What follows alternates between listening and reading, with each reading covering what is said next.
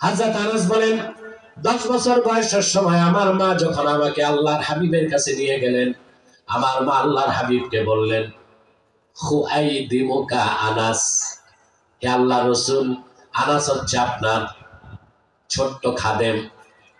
আরবিতে বড় বয়স্ক খাদেমকে বলে খাদেম, ছোট খাদেম বয়স কম হলে বলে খুআইদিম, তাসগীর থেকে কি বলে খুআইদিম। হযরত আনাসের মা বললেন, ইয়া রাসূলুল্লাহ, আপনার সাহাবীদের মধ্যে সবচেয়ে কম বয়সের খাদেম আমার ছেলে আনাস, আপনি ওর একটু দোয়া করে দেন। হাদিস সাক্ষ্য দিয়ে আল্লাহর হাবিব দোয়া করলেন, আল্লাহুম্মা বারিক ফি মালিহি ওয়া ওয়ালাদিহি ওয়া আতিল উমরা ওয়াগফির যামবা। আল্লাহ তুমি আনাসের মালে বরকত দাও, তার সম্পদে বরকত দাও, তার হায়াত লম্বা করে দাও, তার জীবনের সব গুনাহ মাফ করে দাও। খেয়াল করে দেখেন, আল্লাহর হাবিব নূর নবীজি আমার মুহাম্মদ সাল্লাল্লাহু আলাইহি ওয়াসাল্লাম আনাস বিন মালিকের জন্য 4টা দোয়া করলেন, 3টাই দুনিয়ার জন্য, একটা আখিরাতের জন্য। আল্লাহ তার মালে বরকত দাও, এটা দুনিয়ার জন্য। সম্পদে বরকত দাও, দুনিয়ার জন্য। হায়াত লম্বা করে দাও, গুনাহ মাফ করে দাও। তাহলে দুনিয়া লাগবে কি লাগবে না? কথা বলে না।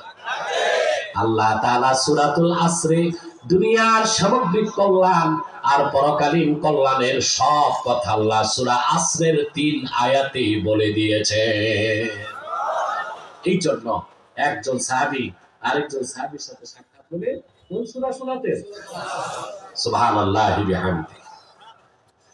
আসল তাহলে সূরাটাতে আল্লাহ কি শিক্ষা দিলেন তা বুঝবো?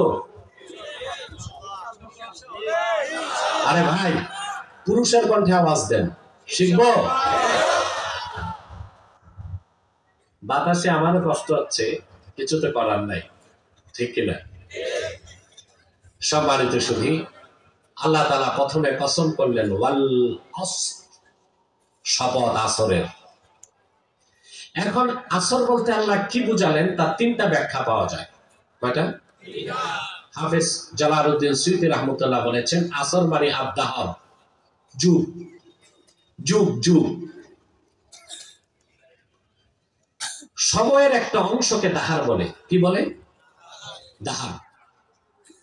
লম্বা একটা সময়কে দাহার বলে, দীর্ঘ সময়কে কি বলে? দাহার। যেমন আল্লাহ কোরআন শরীফে বলেছেন, হাল আতা আলাল ইনসানি হিনুম মিনাদ দাহরি লাম ইয়াকুন শাইআম মাযকুরা ইন্না খালাকনাল ইনসানা মিন নুতফাতিন আমশাজ। মানুষের সমগ্র জীবনে এমন একটা মুহূর্ত কি আসে নাই যখন মানুষটা কিছুই ছিল না? কথা বলেন। আপনার বয়স যার এখানে 40-41 বছর আগে পৃথিবীতে আপনার অস্তিত্ব ছিল? আপনার অস্তিত্ব ছিল আত্মার জগতে। ওই আত্মার জগৎ থেকে পৃথিবীতে আসা পর্যন্ত দীর্ঘ সময়কে আল্লাহ দাহার বলছেন। কি বলছেন? বিরাট একটা সময়কে আরবিতে কি বলে? আর ছোট্ট সময়কে বলে হিন। কি বলে? হিন। কথা বুঝতেছেন? ইমাম সুয়ুতী বলছেন ওয়াল আসর বলে আল্লাহ তাআলা মূলত একটা যুগের কসম করছেন। আর দ্বিতীয় তাফসীরটা এসেছে, অধিকাংশ মুফাসসির উল্লেখ করছেন, এটা হচ্ছে সাআ, কিয়ামতের দিনের কসম করছেন, ওটাকে আল্লাহ ওয়াল আসর বলেছেন। তৃতীয় তাফসীর এসেছে আব্দুল্লাহ বিন আব্বাস থেকে। রাইসুল মুফাসসিরিন আব্দুল্লাহ ইবনে আব্বাস রাদিয়াল্লাহু তাআলা আনহুমা, তার থেকে তানবীরুল মিকবাস বিন তাফসীর ইবনে আব্বাসের মধ্যে এসেছে, তিনি বলেছেন আসর হচ্ছে আল ওয়াক্তু মা বাইনা জাওয়ালিশ শামসি ক্বাবলা গুরুবিহা, সূর্য পশ্চিম দিকে হেলে যাবার পর ডুবে যাবার আগ পর্যন্ত যে ছোট্ট সময়, যখন আমরা 4 রাকাত আসর নামাজ পড়ি, আল্লাহ ওই সময়টার কসম করেছেন। বলেন সুবহানাল্লাহ। মানে ওয়াক্তু সালাতিল আসরে, ওয়াক্তু সালাতিল আসরে, আল্লাহ আসর নামাজের সময়ের কসম করেছেন। ভাই বুঝেননি কথা? আরে আপনাদের দেশে তো বাউল বক্তা, আউল বক্তা, কমেডি বক্তায় ভরে গেছে, এরা গীত টিত গায়, স্টেজে ডিজে শুরু করে দেয়। এগুলো শুনতে শুনতে আপনাদের অভ্যাসও নষ্ট হয়ে যাচ্ছে, ঠিক কিনা? তবে আমার বিশ্বাস এখানে যথেষ্ট আলেম ওলামা, ছাত্র, কোয়ালিফাইড শ্রেণীর লোক আছে, বুঝার চেষ্টা করলে বুঝতে পারবেন ইনশাআল্লাহ, ঠিক কিনা? শুনতেছেন, বুঝতেছেন? তাহলে আল্লাহ কসম করলেন আসরের সময়, ঠিক না? ونعوذ بالله من شرور أنفسنا ومن سيئات أعمالنا من يهده الله فلا مضل له ومن يضلله فلا هادي له ونشهد أن لا إله إلا الله وحده لا شريك له ونشهد أن سيدنا وحبيبنا ومولانا محمدا عبد الله ورسوله صلى الله عليه وعلى آله وصحبه وسلم الذي أكمل الله به قصر النبوة أي ختم الله به النبوة وحكم لا نبي بعده وأعلن في القرآن بالبرهان أن محمدا صلى الله عليه وسلم خاتم النبيين والمرسلين الذي أرسله بالحق بشيرا ونذيرا وداعيا إلى الله بإذنه وسراجا منيرا فقد قال الله تعالى في كلامه المجيد والفرقان الحميد أعوذ بالله من الشيطان الرجيم بسم الله الرحمن الرحيم والعصر إن الإنسان لفي خسر إلا الذين آمنوا وعملوا الصالحات وتواصوا بالحق وتواصوا بالصبر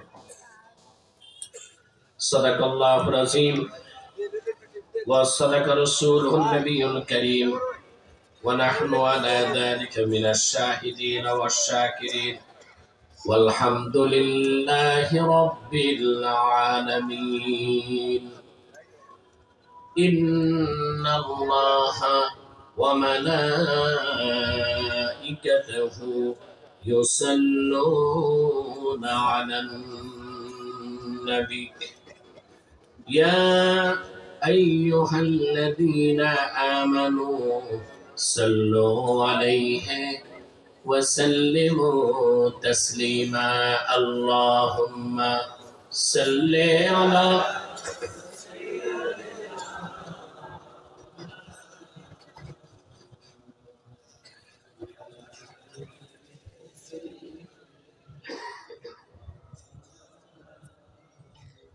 কষ্ট হচ্ছে জবান খুলে ইখলাসের সাথে মহব্বতের সাথে আল্লাহুম্মা সাল্লি আলা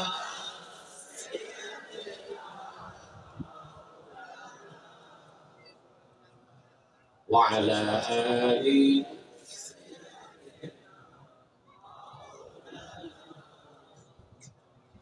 فهو الذي تم معناه وصورته ثم اصطفاه حبيبا بارئ النسب اللهم صل على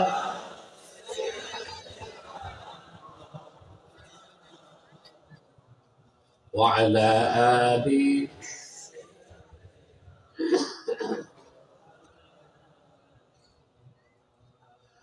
هو الحبيب الذي ترجى شفاعته لكل هول من الأهوال مقتحمي اللهم صل على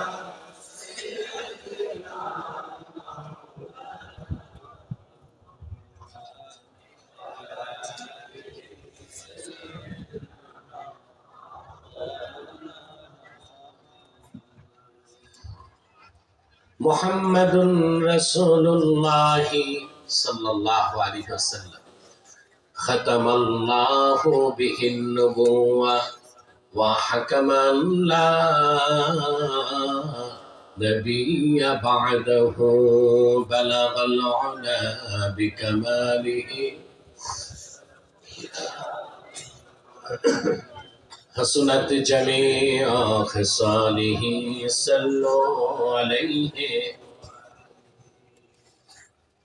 দাপা এলাকাবাসী ও যুবকদের উদ্যোগে আয়োজিত ১৬তম বার্ষিক তাফসীরুল কোরআন মাহফিলের আজকে দ্বিতীয় দিবসগত রাতের সম্মানিত সভাপতি জনাব বাচ্চু সাহেব বারাকাল্লাহু ফি উমরি, উপস্থিত আজকের সম্মানিত প্রধান অতিথি বিশিষ্ট সমাজ সেবক ও রাজনীতিবিদ জনাব আলহাজ ফরিদ আহমদ লিটন সাহেব হাদাহুল্লাহু ইলা সিরাতিল মুস্তাকিম, হাজারাত উলামায়ে কেরাম, তুলাবায়ে ইজাম, বিভিন্ন প্রান্ত থেকে আজকের এই মহতি মাহফিলে যারা উপস্থিত হয়েছেন, স্বেচ্ছায় সানন্দে স্বতঃস্ফূর্তভাবে মনের আনন্দে, তাদের সকলকে আমার পক্ষ থেকে হৃদয় নিংড়ানো ভালোবাসা, শুভেচ্ছা এবং উষ্ণ মোবারক। সবটুকুন শুকরিয়া আল্লাহ সুবহানাহু ওয়া তাআলার জন্য, যিনি আজকের বরকতপূর্ণ মাহফিলে আমাদেরকে আসার বসার তৌফিক মেহেরবানি করে ভিক্ষা দান করেছেন। সেজন্য আসুন আমরা সকলে একবার অবনত চিত্তে হৃদয়ের আবেগ অনুভূতি উজাড় করে সমবেত কণ্ঠে বলি আলহামদুলিল্লাহ। অগণিত অসংখ্য দরুদ ও সালাম আল্লাহর সৃষ্টির প্রধান আকর্ষণ, বিশ্বসভার সভাপতি, সকল নবী রাসূলগণের মাথার তাজ, শামসুল হিদায়াত, বদরুদ্দুজা, সাইয়্যিদুস সাকালাইন, ইমামুল মুরসালিন, খাতামুন নবিয়্যিন ওয়াল মুরসালিন, আফতাবে নবুওয়াত, শাহনশাহে রিসালাত, সরকারে দো জাহাঁ, সুলতানুল মদিনা, নবিয়ুল আম্বিয়া, হুজুরে আকরাম, নূরে মুজাসসাম, নূরুন আলা নূর, সাইয়্যিদিনা হাবিবিনা শফিঈনা মাওলানা মুহাম্মদ সাল্লাল্লাহু আলাইহি ওয়াসাল্লামের উপর আল্লাহ পাক যাকে আজ থেকে ১৫০০ বছর আগে প্রেরণ করেছেন সর্বশ্রেষ্ঠ ও সর্বশেষ নবী ও রাসূল হিসেবে, যার পরে আজ পর্যন্ত পৃথিবীতে অবশ্যই কোনো প্রকার নবী কিংবা রাসূল অবশ্যই আসে নাই, অবশ্যই এখনো নাই, অবশ্যই কিয়ামত পর্যন্ত আসবে না। সম্মানিত সুধী, আপনারা দেখতে পাচ্ছেন আমি একটু অসুস্থ শারীরিকভাবে। দিনে আজকে মাহফিল ছিল অনেক দূরে, কিশোরগঞ্জের নিকলিতে। ওখানে যাওয়ার সময় আবার একটু আবহাওয়াগত কারণে সমস্যা হয়ে গেছে। তারপর আল্লাহর রহমতে আমি নিরাপদে গিয়েছি, নিরাপদে ফিরে এসেছি। আবার দেখতে পাচ্ছেন আমাদের এখানকার আবহাওয়া একটু চেঞ্জ হয়ে গেছে, বাতাস আসতেছে, ঠিক না? বাতাসটা মোটামুটি ঠান্ডা, অনেকটা শৈত্য প্রবাহের মতোই। সবকিছু মিলিয়ে আপনার আলোচনা কালকে শুনেছেন, আজকেও শুনেছেন, আলহামদুলিল্লাহ। আমি আজকে আপনাদের সামনে তেলাওয়াত করেছি সূরাতুল আসর। বলুন তো কোন সূরা? সূরাতুল আসর। আকৃতিতে খুব ছোট্ট একটা সূরা, ৩০ পারায়, ঠিক না? আরে ভাই, ঠিকটাও ঠিক মতো বলেন না। তো আমরা অধিক সংখ্যক মুসলমান এই সূরাটি মুখস্থ আছে, কিন্তু এই সূরার তাৎপর্য, ব্যাখ্যা থেকে, শিক্ষা থেকে আমার অনেক দূরে, ঠিক না? আমি এই সূরাটিকে কেন্দ্র করে নির্ভরযোগ্য মুফাসসির এবং মুহাদ্দিসগণের দৃষ্টিকোণ থেকে কিছু কথা আপনাদের সামনে তুলে ধরার চেষ্টা করব। যদি আল্লাহ পাক আমাকে তৌফিক ভিক্ষা দান করেন, বলুন আল্লাহুম্মা আমিন। ভূমিকাতে একটি কথা বলবো, এখানে যারা এসেছেন আর বসে আছেন, আসার পেছনে বসার পেছনে আর্থিক জাগতিক রাজনৈতিক কোনো স্বার্থ নাই। আমরা এসেছি শুধুমাত্র আল্লাহ তার হাবিবের রেজামন্দি হাসিল করার জন্য। মুনাজাতের আগ পর্যন্ত এই প্যান্ডেলটা একটা অস্থায়ী মাদ্রাসা, আর মুনাজাত করে উঠার আগ পর্যন্ত আপনারা সবাই তালিবুল ইলমের মর্যাদা পেতে থাকবেন। খুশি হলেন না? প্রাণ খুলে বলেন সুবহানাল্লাহ। ইলমে দ্বীন শিখতে মানুষ যখন বের হয় তার মর্যাদা বেড়ে যায়। ওয়া ইন্নাল মালাইকাতা লাতাদউ আজনিহাতাহা রিদাল লিতালিবিল ইলম। মুমিন দ্বীন শিখতে যখন বের হয় আল্লাহর ফেরেশতারা নূরের পাখা তাদের পদতলে বিছায় দেয়। এর সম্মান কোরআন ছাড়া অন্য কোনো পথে আছে? বলেন। প্রতি শ্বাসে 10টি নেকি পাচ্ছেন। বাড়ি যাবার আগে যখন মুনাজাত করবেন জিন্দেগির সব সগীরা গুনাহ মাফ হয়ে যাবে। আমরা খুশি না বেজার? বেজার শুধু শয়তান। বেজার কে? চাবিটা নিচে রাখ। বেজার কে? এখন শয়তানের একটা চেষ্টাই বাকি, একটু পরে তো মুনাজাত, 2 দিনের বিদায় মুনাজাত, ঠিক না? শয়তান চেষ্টা করবে আপনাকে উঠানো যায় কিনা, কারণ গুনাহ মাফ হইলে তো শয়তানের লস। আমরা কি শয়তানকে জিততে দিব? না নেক নিয়ত করে শয়তানের গালে চপেটা ঘাত করব? আমরা নিয়ত করছি কিছুক্ষণ পরে আজকে মুনাজাত করে গুনাহ মাফ করে নিষ্পাপ বেহেশতি আল্লাহওয়ালা হয়ে বাড়ি যেতে চাই। কারা কারা হাত তুলে আল্লাহ তাআলাকে দেন। আল্লাহ কবুল করুক, মঞ্জুর করুক, বলুন আল্লাহুম্মা আমিন। যে ভাইরা দাঁড়িয়ে আছেন আমি বলবো চেষ্টা করুন বসে যাওয়ার, একটু সামনে যান। সামনে স্বেচ্ছাসেবকদেরকে বলবো আরো কিছু বিছানা ব্যবস্থা করা যায় কিনা দেখো। একান্তই জায়গা না থাকলে দাঁড়িয়ে থাকবেন। আর যে ভাইরা অতি পণ্ডিত কিছু আছেন মাঠে এদিক সেদিক গল্প করতেছেন, আমাদের এরকম গল্প বা শ্রোতা দরকার নাই। হয় বসেন নয় মাঠ ছাড়েন। এটা মেলা না, এটা সার্কাস না, এটা কোরআন শরীফের মাহফিল। আদব রক্ষা করতে হবে। সম্মানিত সুধী, আর দেরি নয়, মূল আলোচনায় চলে যাচ্ছি। আমার সঙ্গে আপনারাও পড়ুন। আউযু বিল্লাহি মিনাশ শাইতানির রাজীম। বিসমিল্লাহির রাহমানির রাহিম।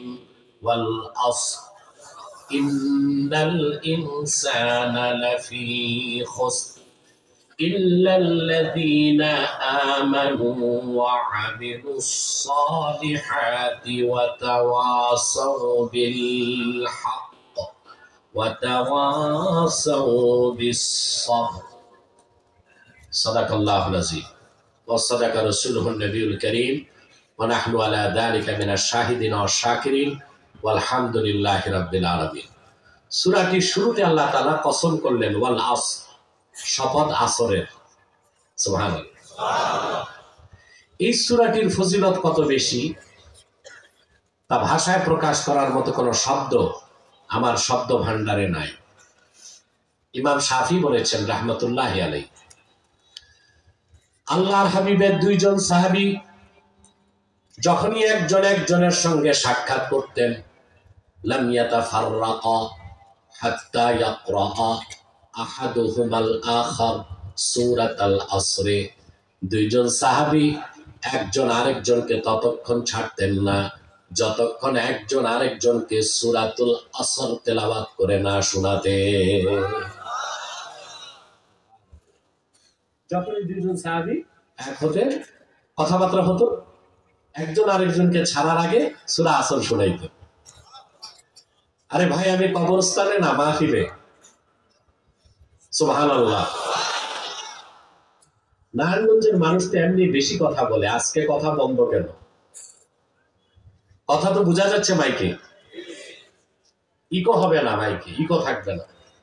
সম্মানিত সুধী, একজন সাহাবী আরেকজন সাহাবীকে দেখলে কোন সূরা শোনাতেন? কেন? একজন সাহাবী আরেকজনকে সূরা ফাতিহা কেন শোনাতেন না? আয়াতুল কুরসি কেন শোনাতেন না? সবচেয়ে বেশি ফজিলত সূরা ইখলাস, তা কেন শোনাতেন না? তার কারণ হচ্ছে আল্লাহ তাআলা সূরা আসরের এই কয়েকটা আয়াতের মধ্যে মানব জীবন, সমাজ জীবন, রাষ্ট্র জীবনে ইহকাল এবং পরকালের কল্যাণের সব কথাই আল্লাহ রাব্বুল আলামিন সূরাতুল আসরের মধ্যে রেখে দিয়েছে।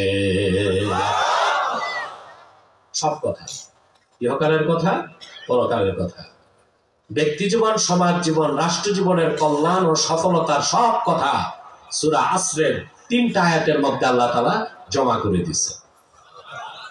এই জন্য একজন সাহাবী আরেকজনকে কোন সূরা শোনাতেন? সূরাতুল আসর। সুবহানাল্লাহি বিহামদিহি। মুমিন মুসলমানদের ইহকালও দরকার, পরকালও দরকার।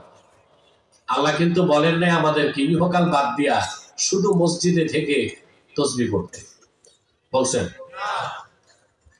প্রত্যেক মুমিন পরজাগতিক, অর্থাৎ তার সব কাজ পরকালের জন্য, কিন্তু দুনিয়া বাদ দিয়া না। দুনিয়াতেই তো করতে হবে সব কাজ। নেক আমলের খ্যাত দুনিয়া, বদ আমলের খ্যাত দুনিয়া। কথা বলে না? তা আপনি যদি খ্যাতি বাদ দেন তো ফসল হবে কেমন? দুনিয়া লাগবে কি লাগবে না?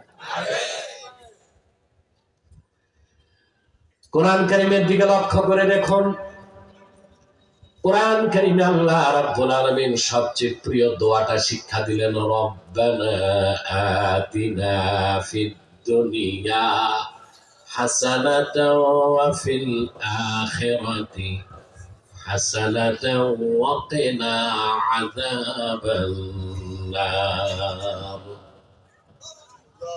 করেন নাই দোয়া?